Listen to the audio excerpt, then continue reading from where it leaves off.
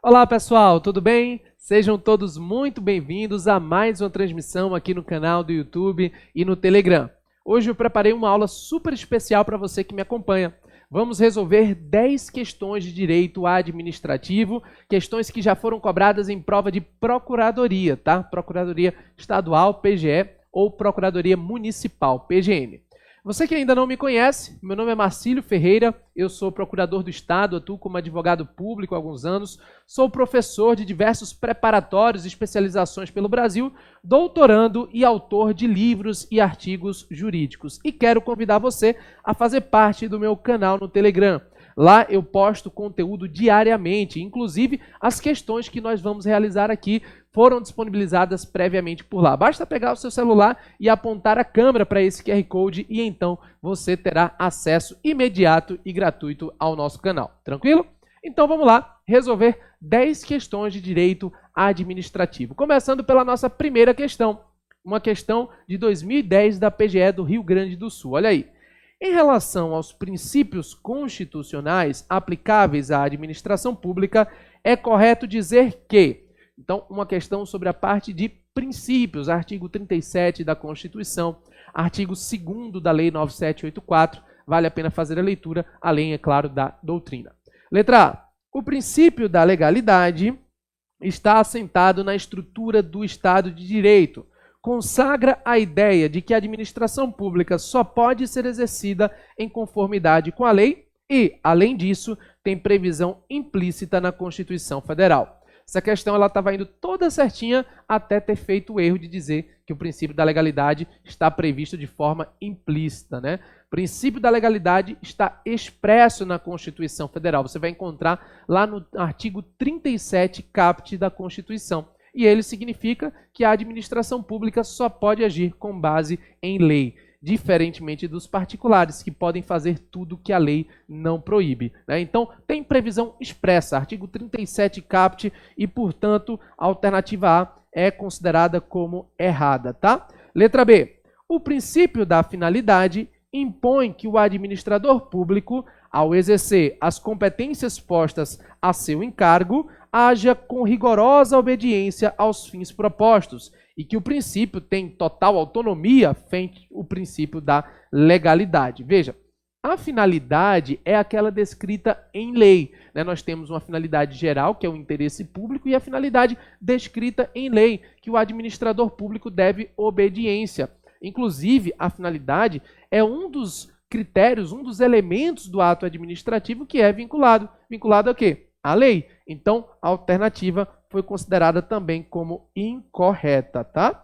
Letra C. O princípio da proporcionalidade consagra a ideia de que as competências administrativas só podem ser validamente exercidas na extensão e na intensidade correspondentes ao que seja realmente demandado para atingir a finalidade de interesse público a que estão atreladas. Marcílio, o princípio da proporcionalidade se aplica à administração pública? Sim, né? É um princípio implícito e está também lá na Lei 9784, princípio implícito na Constituição Federal, né? Lá não tem a menção à proporcionalidade de forma expressa, mas tem no artigo 2º da Lei 9784 e também na doutrina. Então, essa adequação entre meios e fins, essa proporcionalidade, é uma exigência aplicável, sim, à administração pública e, portanto, letra C seria a alternativa correta. A letra D fala que o princípio da eficiência previsto explicitamente na Constituição Federal,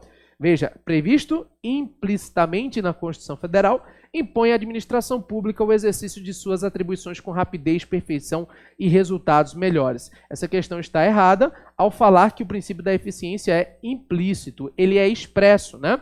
O artigo 37 caput da Constituição foi alterado para incluir o princípio da eficiência na época da reforma administrativa e hoje ele é expresso. A letra E ainda fala que o princípio da publicidade permite a dispensa da publicação do ato administrativo no Diário Oficial, quando o particular interessado tenha sido notificado sobre o referido ato que lhe seja pertinente. Errado, né? Alternativa errada. Tem que publicar no Diário Oficial mesmo se houver intimação. Bem, Revisando aqui rapidamente, essa questão trata do tópico de princípios administrativos. E nós devemos lembrar que os princípios são divididos em duas categorias. Os princípios expressos, aqueles que estão descritos no artigo 37 caput da Constituição, e que formam aquela regrinha mnemônica conhecida como LIMP: legalidade, impessoalidade, moralidade, publicidade e eficiência. E de outro lado, nós temos os princípios implícitos, né? Como, por exemplo, o princípio da supremacia do interesse público, indisponibilidade do interesse público, finalidade, autotutela, motivação, continuidade do serviço público, contraditório pela defesa, enfim, são diversos princípios implícitos que a administração pública deve obediência. Em prova de procuradoria, é muito comum cobrar tanto os princípios expressos como implícitos. O candidato ele deve ter esse conhecimento, né, da totalidade. E, normalmente, o conhecimento não é apenas memorização. Você tem que saber interpretar a questão, como foi esse caso aqui. Como procurador do Estado ou do município, você precisa conhecer os princípios porque você vai, inclusive, utilizá-los bastante. Seja na atividade contenciosa, peticionamento perante o Poder Judiciário, seja na atividade consultiva, ao elaborar, por exemplo, um parecer, né? A atividade de procurador do Estado tem muitas oportunidades, por isso é tão bem vista, tá? Olha aí, mais uma questão, agora 2014, PGE do Rio Grande do Norte, com uma praia maravilhosa, você que quer curtir aquelas dunas lá em Natal, hein? Olha aí, sabe-se que a administração tem o poder de rever seus próprios atos, observadas algumas condições e requisitos. Esse poder guarda fundamento nos princípios e poderes que informam a administração pública, destacando-se quanto à consequência de revisão dos atos, e aí vem as alternativas. Bem, quando a gente fala sobre revisão de ato administrativo, né, ou seja, a administração revendo seus próprios atos, nós estamos falando de autotutela. Esse princípio implícito, muita gente não conhece, mas ele tem previsão lá na Lei 9784 e em duas súmulas do Supremo, né? A súmula 346 e a 473. As duas falam sobre autotutela. Aí a pessoa pergunta, mas o que é autotutela? Para pensar pela palavra, né? Autotutela. Tutela é controle e auto si mesmo. Então, autotutela, autocontrole. É a administração pública fazendo um controle dos seus próprios atos. E aí, como consequência, você tem anulação, que é utilizada em caso de ilegalidade, e tem também, né, a revogação em caso de conveniência e oportunidade. Vamos ver aqui as alternativas. Letra A, o poder de tutela, né, veja, poder de tutela, ele está utilizando aqui, que incide sobre os atos da administração pública em sentido amplo, permitindo a retirada, em algumas situações, de atos praticados, inclusive por entes que integrem a administração indireta. Muito interessante essa questão, porque ela cobrou de você a diferença entre autotutela e tutela administrativa, que muita gente não conhece. Uma questão profunda, tá? A tutela administrativa significa um controle de ato entre entidades, né? Ou seja, imagine a administração pública direta controlando um ato de uma administração pública indireta, por exemplo, uma autarquia. Esse controle ele não é amplo, ele é restrito, ele é excepcional e ele se faz por meio do recurso hierárquico impróprio. Essa tutela administrativa ela não é admissível para qualquer situação. Exige-se o desvio de finalidade na prática do ato pela autarquia, pela entidade da administração indireta e previsão em lei. Então, essa alternativa está errada, porque ela não está falando da autotutela, ela está falando do poder de tutela, né? E aí ele fala que é em sentido amplo, e não é em sentido amplo. Letra B, seguindo. O princípio ou poder de autotutela que incide sobre os atos da administração, como expressão de controle interno dos seus atos, a administração controlando seus próprios atos. Perfeito, é isso aqui, letra B. Né? A questão cobrou de você na letra A e B a diferença entre tutela administrativa e autotutela. Um aprofundamentozinho no direito administrativo que às vezes o candidato erra por não conhecer. Cuidado, tá? Letra C. Os princípios da legalidade e da moralidade, inclusive porque estes podem servir de fundamento exclusivo para o ajuizamento de ação popular. Veja, a questão ela exige que você interprete, né, a parte inicial. E os princípios da legalidade e da moralidade, né, eles realmente servem como também fundamento para essa revisão, mas a autotutela também. E deve-se destacar que a ação popular, ela pode ser utilizada para as hipóteses previstas constitucionalmente, que não se restringem apenas à alegação de legalidade e moralidade. Existem outros fundamentos constitucionais. Então foi dado como incorreta a letra C. A letra D fala que o princípio da eficiência, pois não se pode admitir que um ato eivado de vícios produza efeitos, né? Errado também não é o princípio da eficiência, o fundamento é a autotutela, e mesmo assim, né, um ato que seja eivado de vício, um ato viciado, vez por outra também é considerado com alguns efeitos mínimos, né? Por exemplo, a gente sabe que quando um agente público investido irregularmente, né, um funcionário de fato ali que age, mas foi investido irregularmente, o ato dele, embora tenha um vício, é considerado como regular perante terceiros de boa fé. Né? Isso de vez em quando cai em prova. Então, essa alternativa também está errada, pois atos que tenham vício podem produzir algum mínimo efeito e porque o princípio da eficiência não descreve aquilo que está na parte de cima. Tá? Letra E. O poder de polícia, em sua faceta normativa, que admite o poder de revisão dos atos da administração pública quando eivados de vícios ou inadequações. Tem nada a ver, né? O poder de polícia, em sua faceta normativa, tem a ver com a edição de normas e não com a revisão dos próprios atos. Então, letra D seria a alternativa correta. Uma questão que a gente reputa aí de nível intermediário para mais difícil em sede de procuradoria. As questões que eu disponibilizei essa semana para vocês aí não foram fáceis, né? E nas próximas semanas eu quero sempre fazer isso. Questão é sempre difícil para você poder treinar. Vou fazer de magistratura, de defensoria pública, para que você possa sempre se preparar da melhor maneira possível. Mais uma questão aqui, ó, 2014. Vamos lá. Assinale a alternativa correta. De acordo com o atual entendimento do STF, a responsabilidade civil da pessoa jurídica de direito privado, prestadora de serviço público, é objetiva em relação ao usuário e subjetiva em relação ao não usuário. Olha, questãozinha interessante, questão cobrando o entendimento do Supremo, né, sobre responsabilidade civil.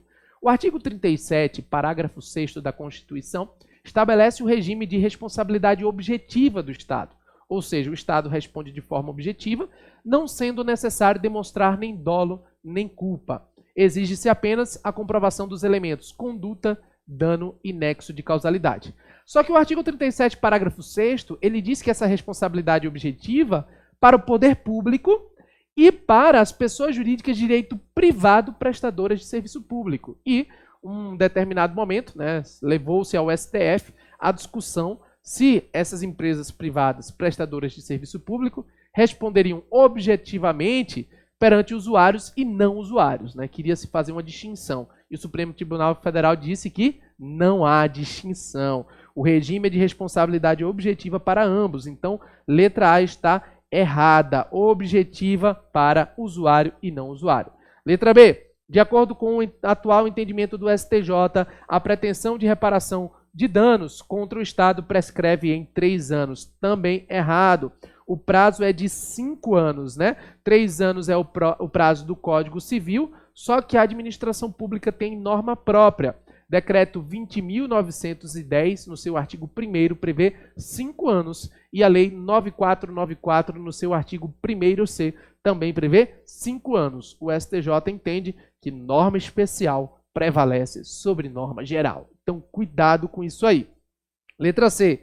A responsabilidade civil do Estado pode decorrer de ato lícito que cause dano jurídico ou meramente econômico a terceiro, né? Tem que ter muito cuidado. A responsabilidade do Estado, ela é objetiva, ela pode decorrer de um ato lícito, mas o dano ele tem que acontecer e ele tem que ser um dano mensurável do ponto de vista econômico e jurídico, e não ou, tá? Então, a alternativa foi considerada como errada. Letra D. De acordo com a teoria do risco integral, o Estado responde objetiva e integralmente pelos danos que seus agentes nessa qualidade causarem a terceiros, desde que não esteja presente nenhuma causa excludente de responsabilidade. O erro dessa aqui é que não é teoria do risco integral, né, gente? É teoria do risco administrativo. Essa é a regra geral no direito brasileiro do artigo 37, parágrafo 6º. Teoria do risco administrativo. Essa teoria admite atenuantes e excludentes de responsabilidade. A teoria do risco integral não admite. Sobrou então a letra E, a responsabilidade civil da empresa pública, integrante da administração indireta, que explore atividade econômica, seguirá as mesmas regras aplicáveis às empresas privadas. É isso aqui, gente. Lógico, uma empresa pública, embora integre a administração pública indireta, ela tem um regime jurídico de direito privado. E se ela executa uma atividade econômica, como as demais empresas, então nós temos aqui, né, a aplicação do regime que se aplica às empresas privadas em geral. Então, empresa pública que executa atividade econômica, regime jurídico de direito privado, não se aplica a responsabilidade no regime estatal, ok? Uma questão sobre responsabilidade civil. E em prova de procuradoria, é natural que em primeira fase, em discursiva e oral, a responsabilidade civil esteja presente, tá? Mais uma questão aqui, olha. A respeito do regime brasileiro dos contratos administrativos, é correto afirmar que, letra A, o reajuste contratual se identifica com a revisão contratual, pois as expressões são sinônimas e possuem os mesmos pressupostos fáticos e normativos. Questão está errada. Reajuste contratual e revisão são expressões distintas. O reajuste é utilizado para um fato previsível, a lei econômica ordinária, e a revisão para um fato imprevisível, a lei econômica extraordinária. Então, questão errada. Letra B. A administração pública não celebra apenas contratos administrativos, mas também tem legitimidade para pactuar contratos de direito privado. Letra B é a alternativa correta. Marcílio, como assim? A administração pública faz contrato privado? Sim. Se você já assistiu a minha aula de direito administrativo começando do zero lá no curso, sabe que a administração pública, ela pode firmar contratos em geral. E a gente chama de contratos da administração qualquer contrato firmado pela administração pública. Contratos da administração. E dentro desse gênero você encontra contratos privados, regime jurídico integralmente privado, e contratos administrativos, com regime jurídico administrativo, especialmente com as famosas cláusulas exorbitantes. Então, letra B está correta. Não apenas contratos administrativos, mas também privados, né? O conjunto contratos da administração. Seguindo, letra B. As cláusulas exorbitantes são sintetizadas na prerrogativa da administração pública de impor unilateralmente sanções administrativas pecuniárias. Errado, gente. Cláusula exorbitante não se resume à sanção. As cláusulas exorbitantes de um contrato administrativo estão no artigo 58 da Lei 8666. Você tem lá rescisão unilateral do contrato, né? Você tem aplicação de penalidades, você tem a ocupação de bens e serviços, né? Fiscalização, enfim. Dê uma conferida no artigo 58. Letra D.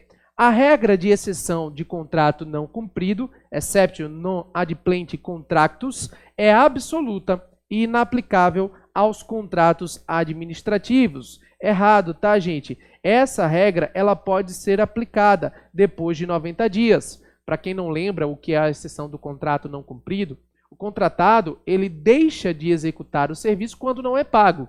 Isso nos contratos privados. Em contratos administrativos, essa regra ela não vale durante 90 dias. Durante 90 dias, a administração pode ficar sem pagar e o contratado é obrigado a executar o serviço. Mas depois de 90 dias, o contratado pode então suspender a execução contratual e buscar a rescisão caso queira. Então, ela não é inaplicável aos contratos administrativos, ela é restringida. E letra E, o contrato administrativo exclui a necessidade de existir acordo de vontades entre as partes contratantes, vez que a administração pública deve obediência ao interesse público, além de ser detentora do ius variandi. Questão também, letra também errada, tá? O contrato administrativo, embora ele seja um contrato com cláusulas definidas em maior parte na lei, ele tem sim uma bilateralidade, tá? Então, a alternativa correta, letra B de bola, né?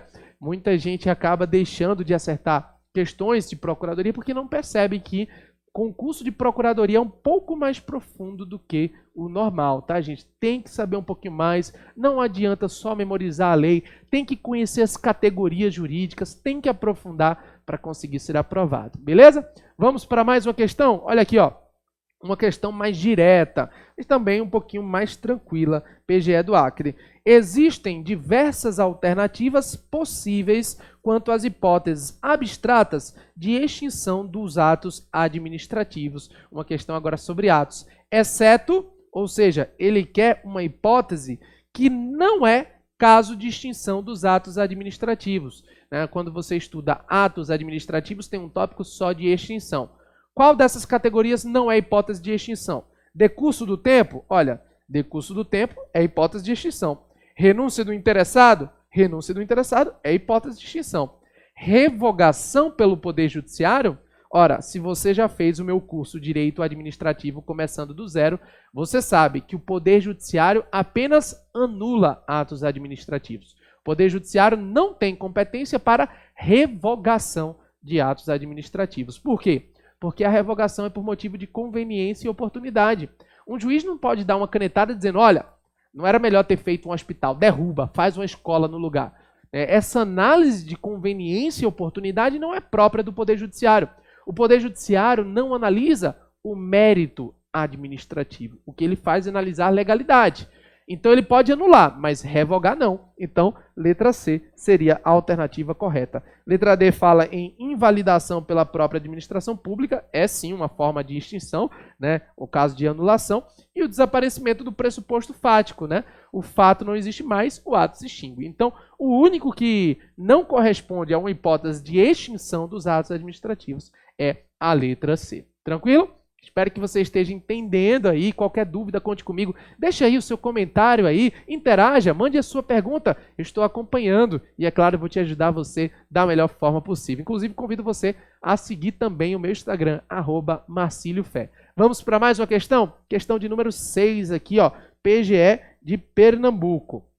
Considerando que a administração pública pretenda celebrar uma parceria, tema de parceria tem caído bastante nos concursos públicos. Muita atenção. Veja agora o que ele fala. É uma parceria o quê? Sem a transferência de recursos. Não há transferência de recursos. Então, com determinada organização da sociedade civil para execução de finalidade de interesse público e recíproco na área de educação, assinale a opção Q, de acordo com o marco regulatório das organizações da sociedade civil, corresponde ao instrumento adequado a esse caso. Gente, parceria tem caído muito em prova, especialmente de procuradoria, mas não só. Toda prova de concurso público que tem direito administrativo agora está vindo com uma questãozinha sobre isso, né? E nós sabemos que as OSCs, OSC, Organização da Sociedade Civil, é sobre isso que ele está tratando, tem agora um marco regulatório lá da Lei 3.019, que prevê alguns instrumentos de parceria. Essa OSC, essa Organização da Sociedade Civil, faz parte do que a gente conhece como terceiro setor. E essa organização, ela firma parceria com o Estado. Nós temos o termo de colaboração, o termo de fomento e temos o acordo de colaboração. Ou melhor, de cooperação. Veja que interessante. Desses três instrumentos, isso é o mais cobrado em prova na atualidade, tá? Termo de fomento, termo de colaboração e acordo de cooperação. Desses três instrumentos, o único que não envolve transferência de recursos é o acordo de cooperação. Foi isso que ele exigiu de você, tá? A maior parte das questões que está na atualidade cobrando esse assunto exige conhecimento do candidato sobre o nome da parceria e foi isso que se exigiu. Se não há transferência de recurso financeiro, utiliza-se o acordo de cooperação, tá? Muito cuidado, se prepare, porque com certeza nos próximos concursos públicos continuará caindo terceiro setor, principalmente porque o modelo jurídico vem crescendo muito. Mais uma questão agora, questão de número 7. Vamos lá. Com referência às normas de limitação da propriedade, a proteção do patrimônio histórico, artístico e cultural e a desapropriação, assinale a opção correta. Bem, ele está cobrando agora conhecimento seu sobre um tópico de direito administrativo, intervenção do Estado na propriedade privada.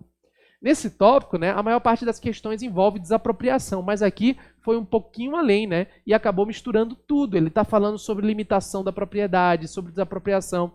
E nós sabemos que existem duas formas do Estado intervir na propriedade privada.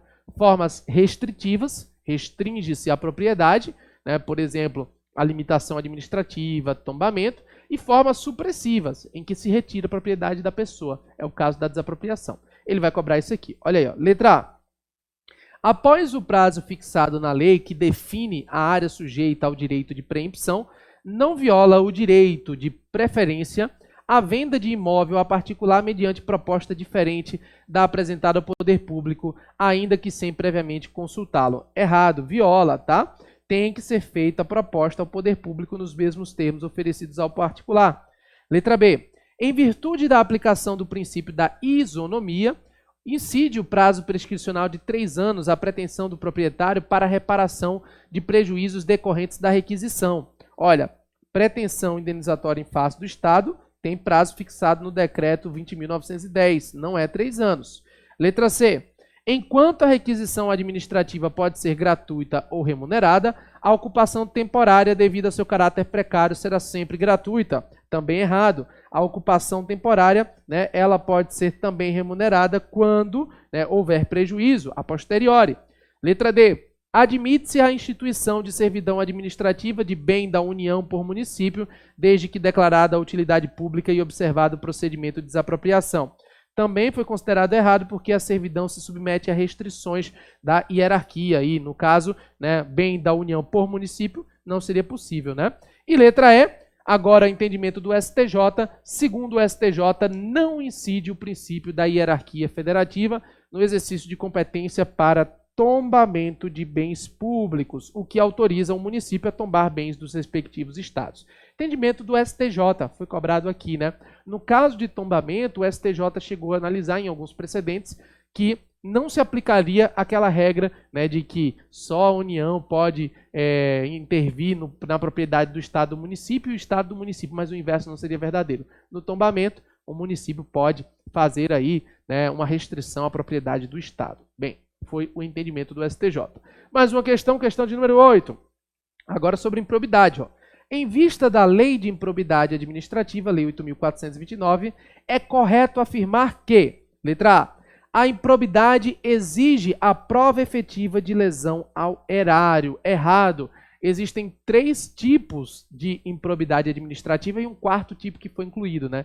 Lá na Lei 8.429 você vai encontrar artigo 9º, enriquecimento ilícito, artigo 10, prejuízo ao erário, e artigo 11, violação a princípios. Incluíram também o 10A, para o caso de concessão de benefício tributário indevido no caso do ISS, tá? Então, não é apenas a hipótese de lesão ao erário, existem outras hipóteses lá na Lei de Improbidade Administrativa e a letra A está errada. Letra B. Os tipos previstos no artigo 9º e 11 da Lei de Improbidade, enriquecimento ilícito e atos que atentem contra os princípios da administração pública, exigem a prova da culpa do agente, né?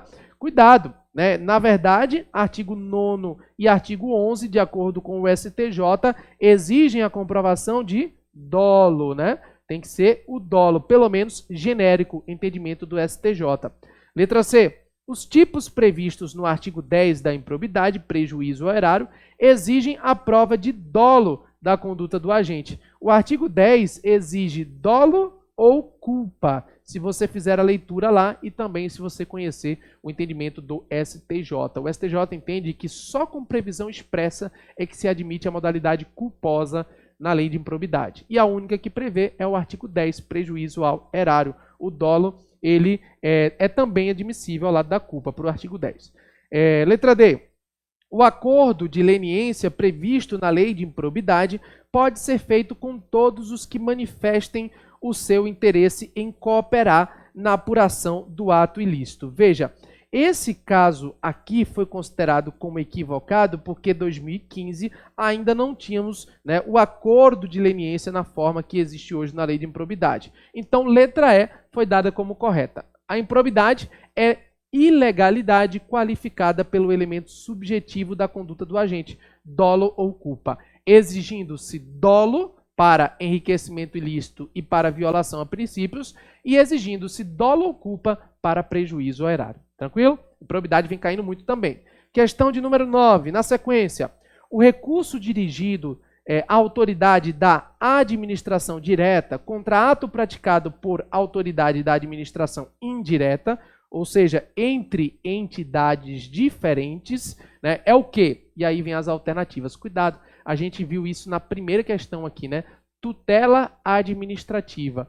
Ela é excepcional. Como as entidades possuem personalidade jurídica própria, a administração direta não pode ficar controlando a administração indireta, salvo por meio do recurso hierárquico impróprio com o preenchimento dos seus requisitos. Letra A fala que não tem caráter propriamente recursal, sendo manifestação do direito constitucional de petição. Na verdade, né, aqui não temos como correta a alternativa A, na medida em que não tem caráter propriamente recursal, é impróprio, né? Tudo bem nessa primeira parte, porém não é um mero direito de petição, tem limitações previstas. Letra B, é impossível em razão do princípio da autonomia, não é considerado como impossível, porque tem hipótese excepcional. E letra C, é chamado de recurso hierárquico impróprio e depende de expressa previsão em lei para que possa ser admitido. Perfeito, letra C. Né? Como eu falei anteriormente, depende de expressa previsão em lei e normalmente é utilizado para casos de desvio de finalidade. A letra D fala que é um instrumento básico de tutela das entidades da administração indireta e, portanto, independe de previsão legal. Errado, não independe, né? Tem que ter previsão legal.